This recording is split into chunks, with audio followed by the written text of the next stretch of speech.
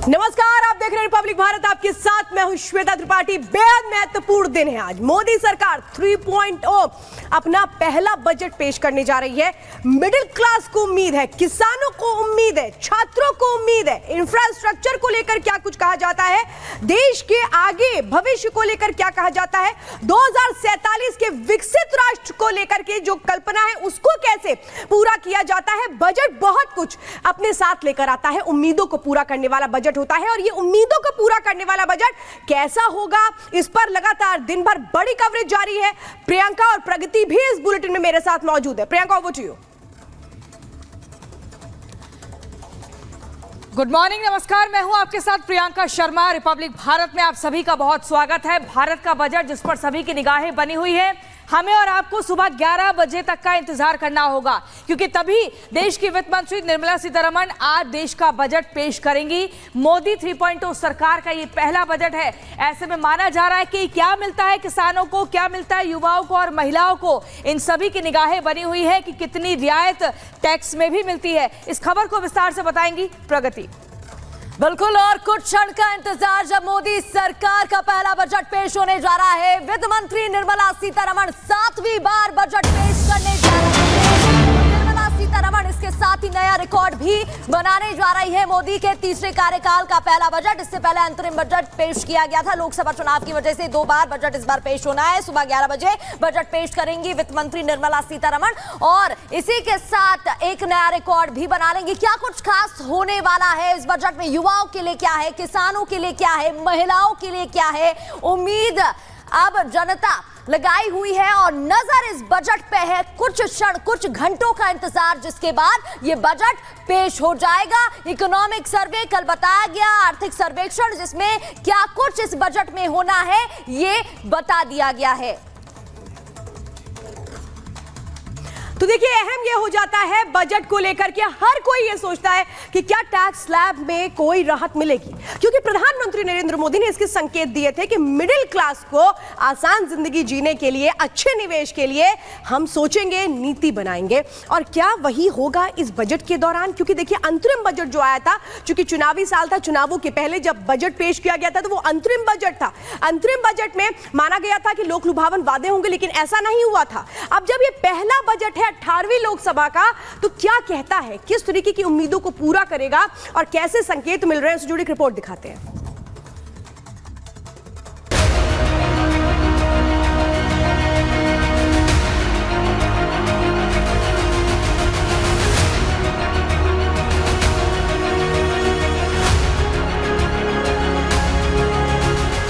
PM Narendra Modi के नेतृत्व में तीसरी बार सरकार बनने के बाद 2024-25 का बजट पेश होने जा रहा है।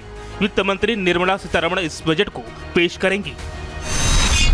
2014 से लेकर 1 फरवरी 2024 तक मोदी सरकार के 12 बजट सामने आ चुके हैं, जिसमें से 10 पूर्ण बजट है और 2 अंतरिम बजट थे।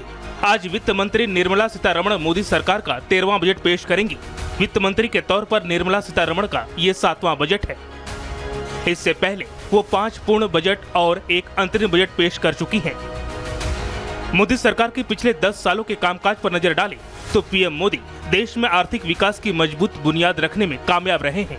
आर्थिक समीक्षा में भी देश का वास्तविक जीडीपी वृद्धि दर वित्त वर्ष 2024-25 में 6.5 से 7% रहने का अनुमान लगाया गया है, जबकि भारत की वास्तविक जीडीपी वृद्धि दर वित्त वर्ष 2024 में 8.2% रही है, जो दिखाता है कि जोखिम संतुलित है।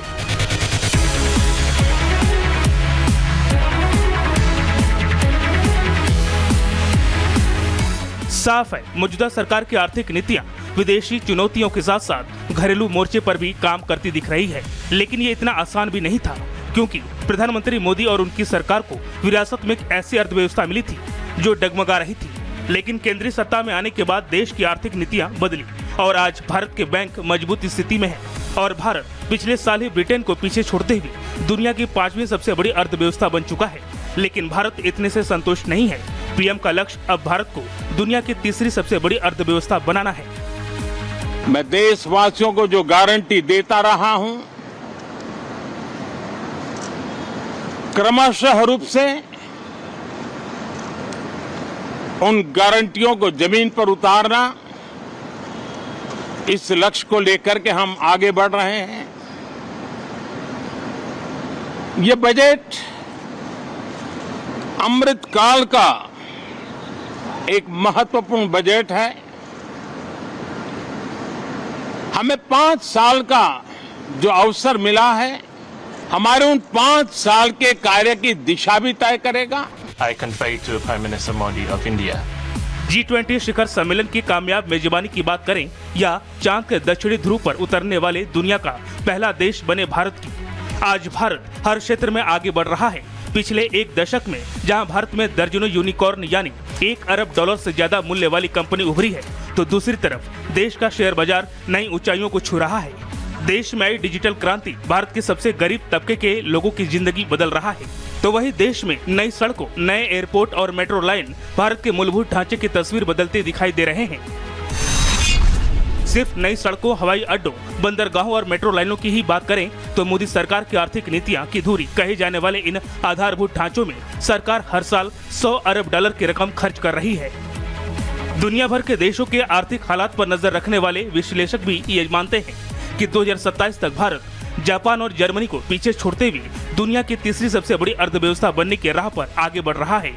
जाहिर है विकास का रोड मैप बन चुका है। मोदी सरकार एक एक बारीकियों पर ध्यान दे रही है और इस बजट में भी उसकी छाप दिखाई देनी तय है, जिसका ऐलान बजट से एक दिन पहले ही पीएम मोदी कर चुके हैं। Bureau report, Republic Bharat.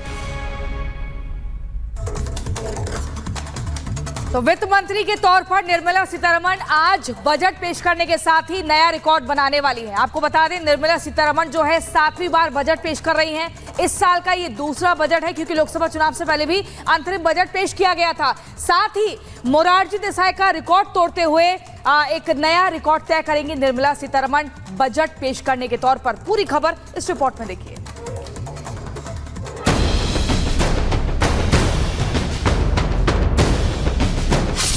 इतिहास रचने को तैयार निर्मला,